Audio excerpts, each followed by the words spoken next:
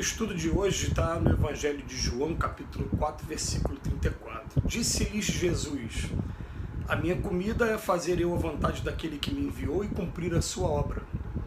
Emmanuel comenta na lição 42 do livro Vinha de Luz, afirmação e ação. Aqui e ali encontramos crentes do Evangelho invariavelmente prontos a alegar a boa intenção de satisfazer os ditames celestiais. Entrega-se alguns à ociosidade e ao desânimo e, com manifesto desrespeito às sagradas noções da fé, asseguram ao amigo ou ao vizinho que vive atendendo às determinações do Todo-Poderoso. Não são poucos os que não preveem nem providenciam a tempo, e quando tudo desaba, quando as forças interiores triunfam, eis que, em lágrimas, declaram que foram obedecidas às ordens do Altíssimo. No que condiz, porém, com a atuação do Pai, urge reconhecer que, se há manifestações de sua vontade, há simultaneamente objetivo e finalidade que lhe são consequentes. Programa elevado sem concretização é projeto morto. Deus não expressaria propósitos a esmo. Em razão disso, afirmou Jesus que vinha ao mundo fazer a vontade do Pai e cumprir-lhe a obra. Segundo observamos, não se reportava somente ao desejo paternal, mas igualmente à execução que lhe dizia respeito. Não é razoável permanecer o homem em referências infindáveis aos desígnios do alto, quando não cogita de materializar a própria tarefa. O Pai naturalmente guarda planos indevassáveis acerca de cada filho. É imprescindível, no entanto, que a criatura coopere na objetivação dos propósitos divinos em si própria, compreendendo que se trata de lamentável abuso, muita alusão à vontade de Deus, quando vivemos distraídos do trabalho que nos compete. Gente, para poder comentar esse texto aqui, eu vou fazer uma reflexão com a gente. Vocês conseguem imaginar se o Pai vira para a gente e fala assim: ó, eu quero que você vá em determinado local, mas quando você chegar nesse local, vão te prender, vão te algemar, vão te amarrar, vão colocar coroa de espinho em você, vão te provocar humilhações mil, das maneiras mais cruéis que você puder imaginar, de cuspir, dar tapa no rosto, empurrar, carregar uma cruz pesada, né? E no final você vai ser morto. Mas é isso que eu quero que você faça. Mas quem está dando a ordem é o Pai. É claro que nesse episódio que eu estou falando, Jesus vira humildemente para o Pai: Pai, não tem como afastar de mim esse cálice, não. Mas logo em seguida, assim como Paulo de Tarso, quando vira para Jesus, fala: que queres que eu faça? Né? Ele também vira para o alto e fala: é isso que o Senhor quer? É isso que eu vou cumprir. E ele parte e cumpre aquilo.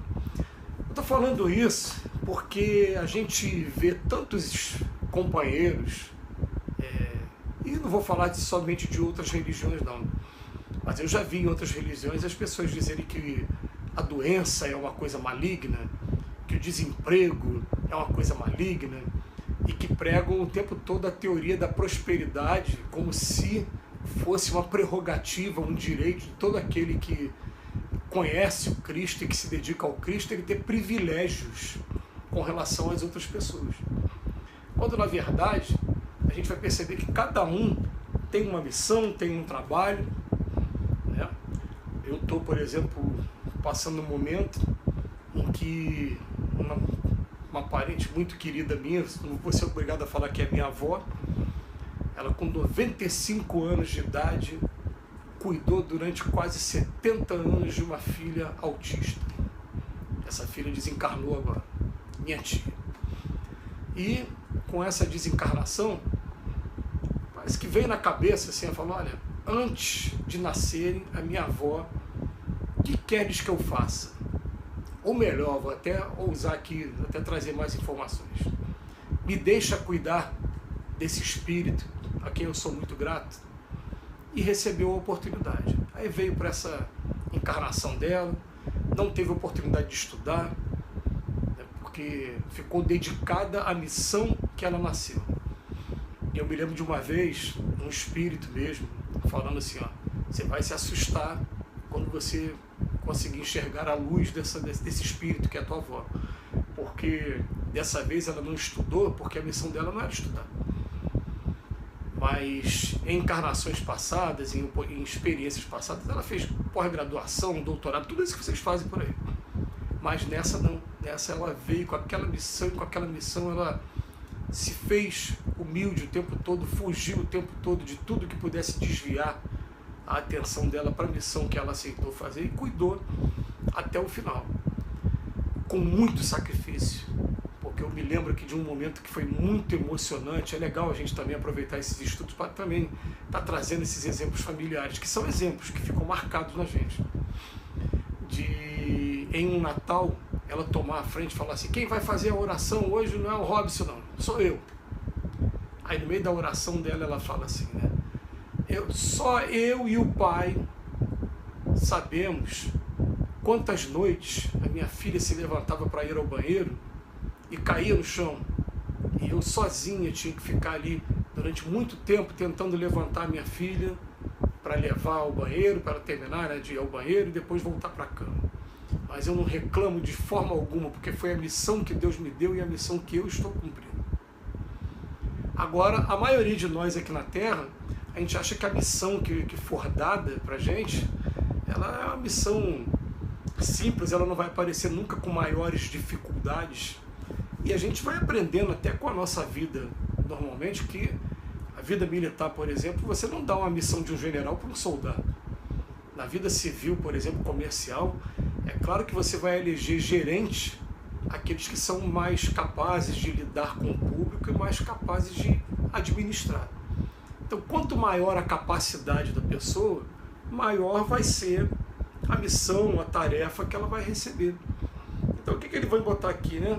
Ele vem botar pra gente, ó, entrega alguns a ociosidade ao desânimo, né?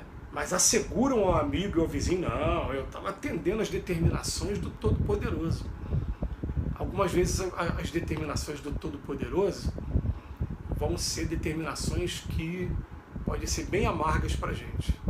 Porém, como dizia o sambista paulista, saudoso, Deus dá o frio conforme o cobertor. Nunca vai dar uma carga acima daquela que a gente pode suportar. E conforme a gente vai suportando, passando por essas etapas, a gente vai simplesmente se habilitando a tarefas mais difíceis. E a tarefa maior de todas, daquele que não tinha o que se criticar nele, que foi o mais perfeito que esteve aqui na Terra, que foi Jesus, a tarefa dele simplesmente foi aquela: tomar a via crucis, acabar numa cruz, crucificado, para servir de exemplo. A cruz hoje não seria o que é para a gente se não fosse o exemplo do Cristo. E o Cristo que disse várias vezes antes que em 3 dias ele levantaria o templo, e aqueles judeus, coitados, acreditavam que era o templo de Jerusalém, com aquela construção colossal. Falava: esse cara é louco, como é que ele vai em 3 dias? Ele está falando do templo, era o corpo dele de novo. E de repente ele começa a reaparecer para os discípulos, e alguns até para se materializar, como foi para Tomé, e chega a fazer sermão no monte antes de transfigurar, né? Então, o que acontece é a gente tem que começar a colocar a mão na cabeça e perguntar o que Deus colocou como propósito em nossas vidas. E a frase de Emmanuel: programa elevado sem concretização é projeto morto. Deus não expressaria propósitos a esmo. E em razão disso, Jesus afirmou que vinha ao mundo fazer a vontade do Pai e cumprir-lhe a obra. Se a gente parar para pensar, né, as nossas tarefas hoje, por mais árduas que elas possam parecer para a gente, elas não se comparam com as tarefas daqueles primeiros cristãos que iam para o sacrifício, os circos sendo devorados pelos leões, iam para o sacrifício da cruz, por exemplo, ou que várias vezes foram ao sacrifício da fogueira pela Inquisição. E uma outra coisa também, né, eles vêm falando para a gente: olha, a missão de vocês hoje está facilitada pelos recursos tecnológicos que vocês têm hoje. Porque aí, quando eu fico vendo, por exemplo, o Chico Xavier ele dizendo que ele tinha que escrever, passar limpo, datilografar e daqui a pouco mandar para a FEB os livros dele. Hoje a gente fala no microfone e o computador escreve o que a gente está falando. Então vamos procurar se compenetrar, cada um, né, todo mundo. Qual é a minha missão, como é que eu consigo fazer da melhor maneira, e pegar esse exemplo de Emmanuel, de Cristo para a gente. Que Jesus nos abençoe hoje e sempre.